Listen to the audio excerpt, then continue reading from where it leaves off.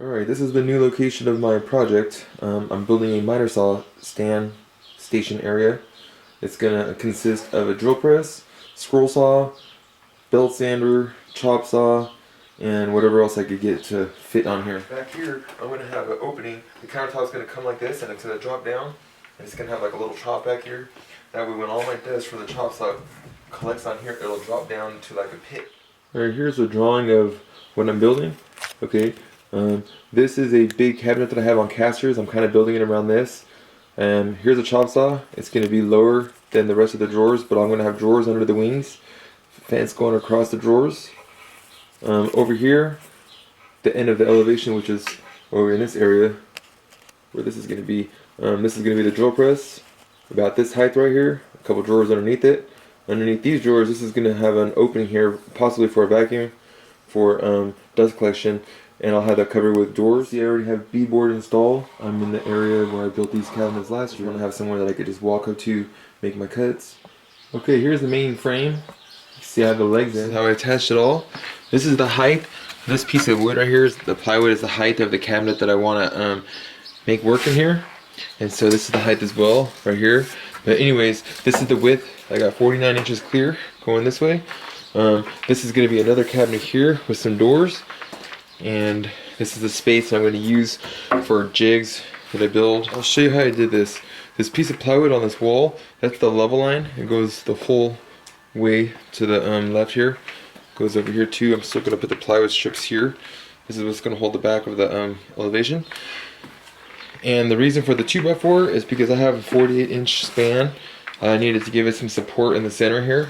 So this is going to give it some extra support. And I'm going to put another one right in the middle. Alright, here's where I'm at.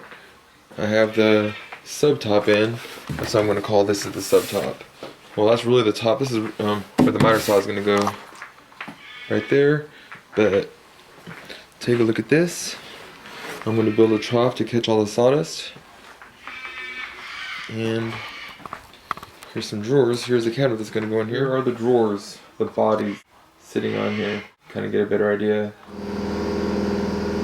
Okay, you can see here on the cabinets that I cut in a trough back here. MDF, that's what I use. And I filled in the backside. You step over here, you can kind of see what's going on. Alright, I've mocked this up a little bit more. You can get an idea of what's going to happen. So, after doing some measuring, I decided I'm just going to go ahead and use the radial arm saw. Now, this is my original plan to put the radial arm saw. I don't really have anywhere else to put it, and I want to use it. I didn't want this thing sticking out here, so it was going to kind of be in the aisleway. And for pretty much that reason, I decided not to go with it, and then I was just going to go with a miter saw, and then 2 drawers on each side. Well, I got to this point here, and started doing the measuring again, and everything's going to work, so I'm going to go ahead and do this plan. It's going to make a lot more sense. I'll be able to get, with the fence, everything's positioned, I'll be able to get 12-inch rips out of it. Now, I'm not really caring too much about the radial arm saw. I wouldn't probably go out and buy one if I didn't already have one. So when I was creating this opening here, I went with 26 inches. That's what this is going to be. And this piece of wood is going to slide when I get it all done. Right now I'm just mocking it up. But I went with 26 inches, and I went really high here so that this chop saw is going to get lifted up to be flush with this table. Well, the reason why I went 26 inches and not 24, this saw is 24, is because the slider here is about 26. It's actually 25 and a half. And I have another place I put the slider. I don't need to have it here. I want this one here. But if I ever do in the future decide that I want it here, then it's going to just slip right in. Or other varieties of miter saws. Not a big deal. But I'm thinking it's pretty cool the way that this is working out. Going to get one fence, going to be continuous going all the way. So now over here, I am creating the area where the drill press is going to go.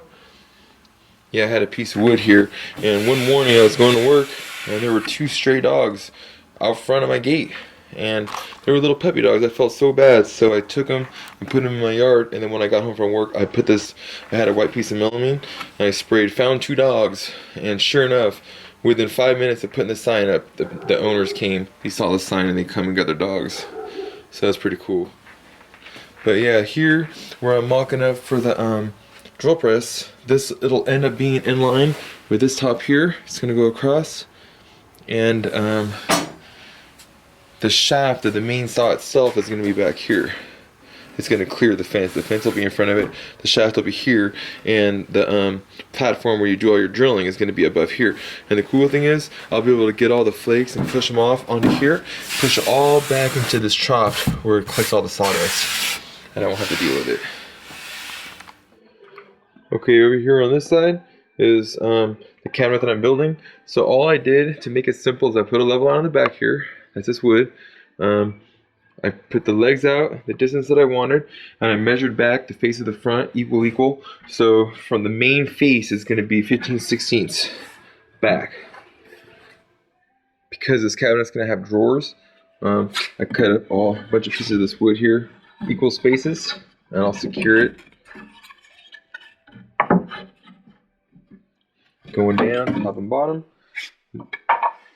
That'll keep it nice and square. Alright, over here on the drill press stand, I got the support brackets in there, braces, the plywood strips held back. I have a sub top on. I screwed it straight down. And then here I have cut another top. This is going to be flush with this one, and it's going to come out here flush with here. Hit it back a little bit. I'm gonna have to scrub it back a little bit more, I guess. Anyways, this is gonna be secure now going up, so it's finished here, and the base of the drill press is gonna sit here.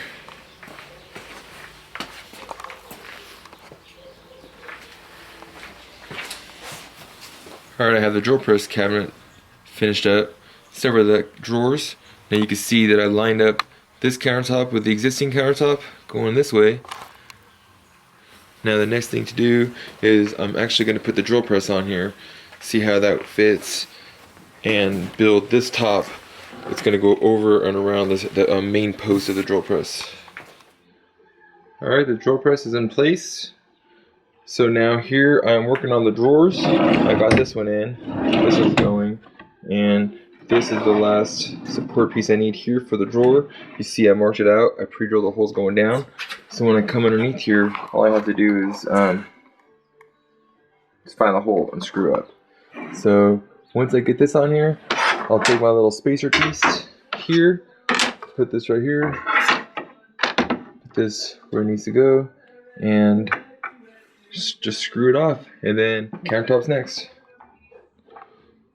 Alright, I have both drawers functioning. Both drawers are functioning.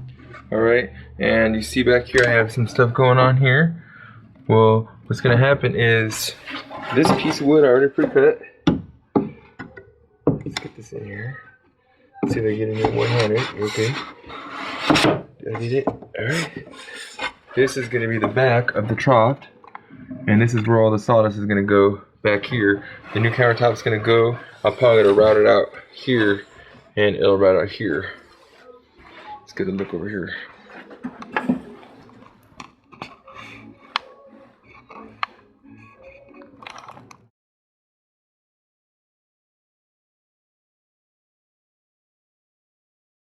Alright, it's been a couple days. I got some doors installed on here. Put a little door in here. Pretty easy. All flush overhang. And I put a double door on this cabinet. Now this is where I'm going to keep the shop vac. And this is a temporary stop right here. These doors are recycled doors. They've been painted. I may paint them again, I'm not exactly sure. So here's some drawer front pieces, and here's another piece I'm going to use for these drawers that I'm going to install still. And you can see the drill press I'm building this in. This is all, it's screwed down pretty good. I mean, it's not going to go anywhere. I push real hard on it.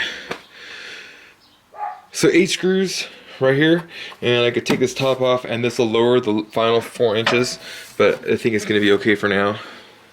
Coming over this way, okay, so these tables are perfectly in line with each other. Let's take a look here real quick. Alright, these two tabletops here are perfectly in line with each other, height-wise and in front to back. So what I did was I spent a lot of time adjusting this radial arm saw to this table height itself. Now, these are perfectly straight with each other. This, as you put a square right here, this is so perfect right here. Alright, the radial arm saw, the blade is touching the top, barely in the back. You can see how slightly it starts to move. Well, as I bring it forward, I mean, it was really out. It's up less than an eighth. So there's a shim in the very back here. Back over here. I'll take the top off, and then I'll take out one of these little thin shims, and that'll lower it 1/16, and then from there it should be really close to being perfect. So just like I did here, I have these drawers. I'm going to build some more for this. Below the drill press, and I'm going to put one right here also. Put a drawer here, that'll match those two, and then another row, like I think I'm going to put 5 going down the way here. So that'll give me 8 drawers total. Plenty of room to keep router bits, drill bits, and other various woodworking tools. I got one drawer in, but it's too high, so I had to lower this down 3/4 of an inch. Alright, standing here at the drill press station, and I have drawers in now, 5 of them. So now I'm going to go ahead and put the drawer fronts on. I have some of them already pre-cut.